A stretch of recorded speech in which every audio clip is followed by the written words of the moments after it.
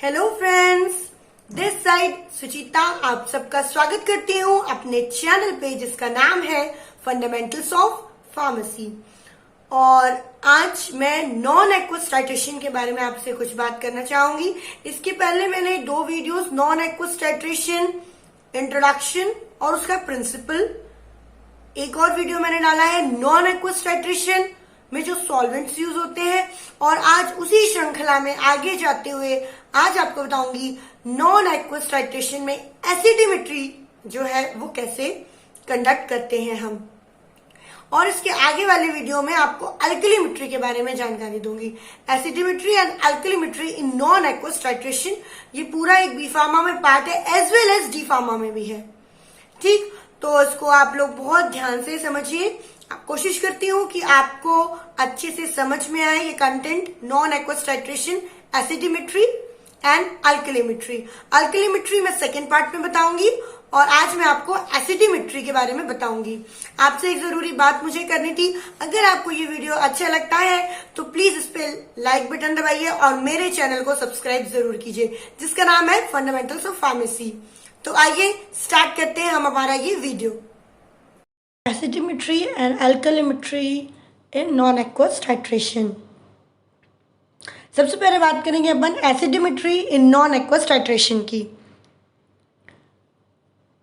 अगर हमें परफॉर्म करना है फीजेबल टाइट्रेशन वीक बेस का, तो जो हमारा सॉल्वेंट सिस्टम होना चाहिए, नॉन एक्वस जो सॉल्वेंट सिस्टम होना चाहिए वो स्पेसिफिकली सेलेक्टेड होना चाहिए in a fashion so as to eliminate as far as possible the competing reaction of water for proton besides enhancing the strength of the basic species। क्योंकि यहाँ पे water जो है compete करता है, वाटर का प्रोटॉन जो है और एनहांस कर देता है जो बेसिक स्पीशीज है उसकी स्ट्रेंथ को।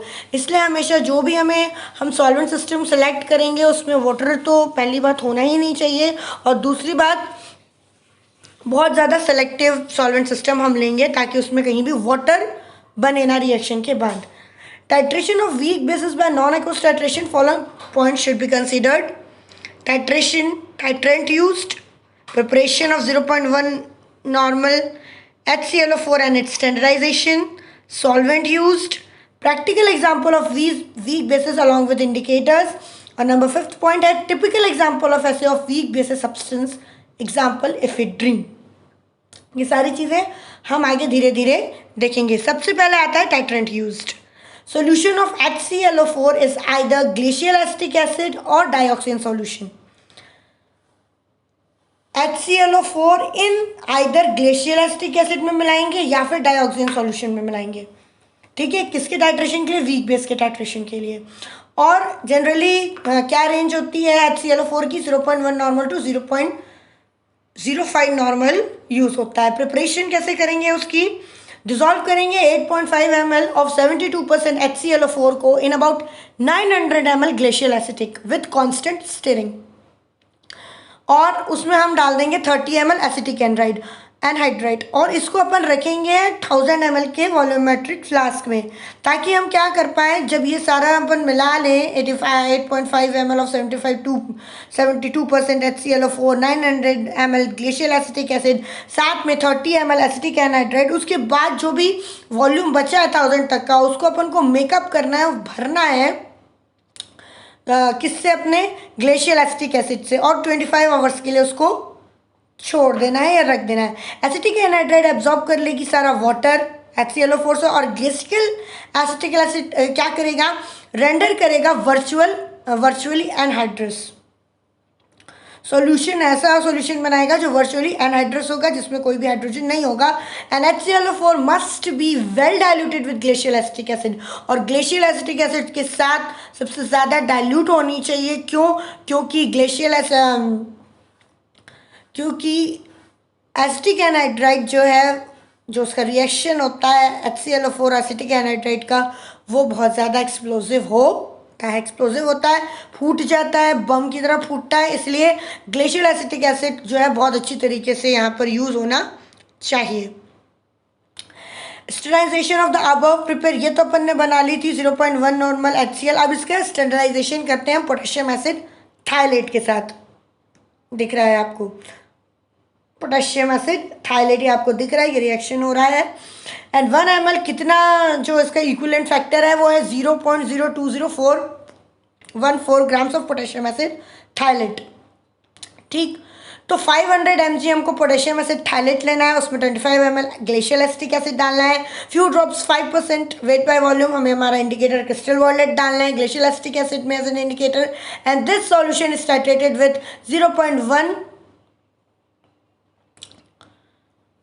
HClO4 जो अपन ने बना के रखा है। कलर चेंज होगा ब्लू टू ब्लू ग्रीन में। अब solution in HClO4 in dioxin may be the second titrant. ठीक, सेकेंड टाइट्रेंट हो सकता है, विच कुड बी यूज, वो भी यूज कर सकते हैं। It is standardise in the same manner as acetous perchloric acid को जिस तरीके से किए थे उसी तरीके से इसको भी स्टैंडर्डाइज करते हैं। High quality dioxin must be use, otherwise titrant will become dark.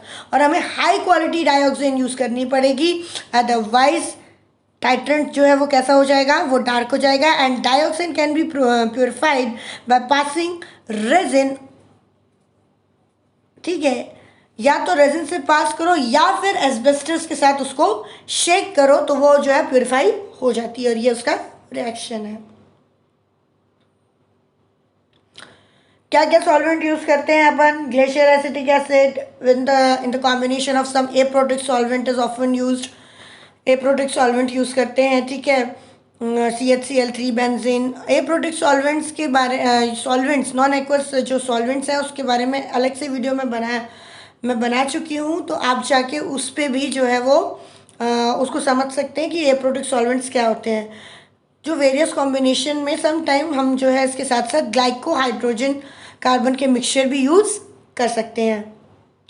Indicators हम जनरली क्या क्या यूज़ करते हैं, अपन ने अभी भी डाला 0.1 नॉर्मल HClO के फॉर्मेशन में, HClO4 के फॉर्मेशन में, क्रिस्टल वॉलेट, ठीक है, glacial acetic acid, methyl red in anhydrous methanol, orchid blue in glacial acetic acid. Different combination में डिफरेंट परसेंट में जो है इंडिकेटर हम यूज़ करते हैं।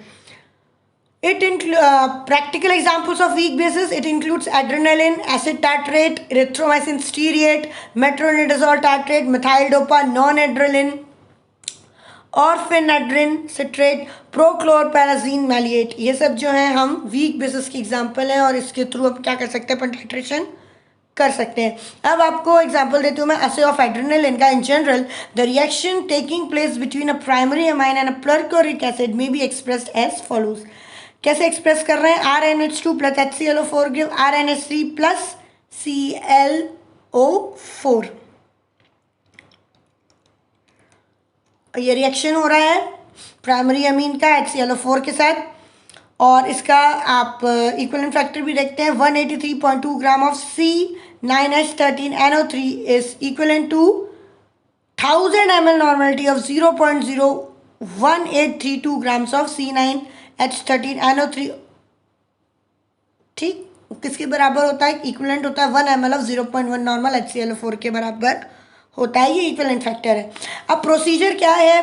Wait accurately about 0.3 grams of sample into a 250 ml of conical flask में डाल देना है। उसमें ग्लेशियल एसिटिक एसिड ऐड करना है 50 ml, उसको वार्म करना है, फिर उसको कूल करना है, फिर उसे टाइट्रेट कर देना है हमारे 0.1 नॉर्मल पर क्लोरिक एसिड के साथ। इंडिकेटर यूज होगा आपका या तो क्रिस्टल वॉलेट या तो oracet blue as an indicator. और कैलकुलेशन आप करेंगे, किसका कैलकुलेशन करेंगे? Percentage of adrenaline present in the sample. Adrenaline का परसेंटेज आप निकाल रहे हैं टाइट्रेशन के थ्रू, ठीक है। तो फॉर्मूला क्या आएगा आपका? जो हमारा ml आया, फिर उसकी जो नॉर्मेलिटी अपन ने कैलकुलेट की थी, फिर नॉर्मेलिटी जो हमको इंटू 100 डिवाइडेड बाय जो नॉर्मेलिटी हमें दी गई है वो, और वेट ऑफ द सैंपल जो अपन ने लिया है दैट इज 0.3 ग्राम।